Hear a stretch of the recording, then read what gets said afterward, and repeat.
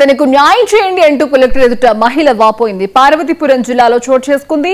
మక్కువ మండల సిర్లాం గ్రామానికి చెందిన జోస్నా అనే మహిళ జిల్లా కలెక్టర్ కు ప్రజా సమస్యల పరిష్కార వేదికలో ఫిర్యాదు చేశారు.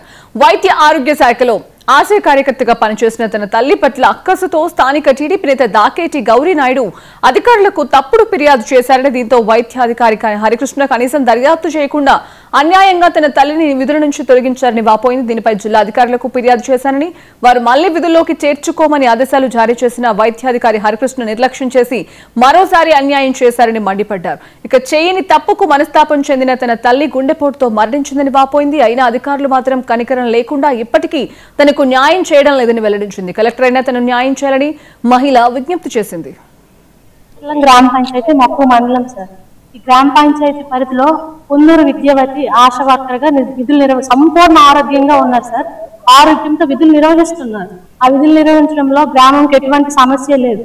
కానీ దాకేటి గౌరీనాయుడు అనే ఒక పొలిటీషియన్ అది ఏం చేశారంటే, మా అమ్మ అన్ఫిట్ ఉందని, ఆరోగ్యంగా పనికిరాదని, పక్షవాతంగా కాలు చేయి పడిపోయిందని డాక్టర్ హరికృష్ణ మక్కువ పిహెచ్సికి కంప్లైంట్ ఇవ్వడం జరిగింది.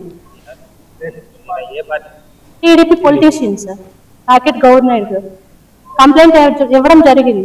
ఈ డాక్టర్ హరికృష్ణ గారు ఏం చేశారంటే, కనీసం మా అమ్మ ఆరోగ్యంగా ఉందా లేదా చూడకుండా గ్రామ సర్పంచ్ ఎంపీటీసీకి కనీసం గ్రామంలో ఎవరికి ఇన్ఫార్మ్ చేయకుండా ఆవిడ అనారోగ్యంతో ఉంది, అన్ఫిట్ ఉందని డిఎంహెచ్ఓ ఆఫీస్ గారికి వెంటనే ఇన్ఫార్మ్ చేయడం జరిగింది. డిఎంహెచ్ఓ గారు ఎంక్వైరీ కూడా చేశారు సార్. ఆ ఎంక్వైరీలో అమ్మగారు హెల్దీగా ఉన్నారు, ఈవిడ ఫిట్ గానే ఉన్నారు, ఫిట్నెస్ సర్టిఫికేట్ కూడా జారీ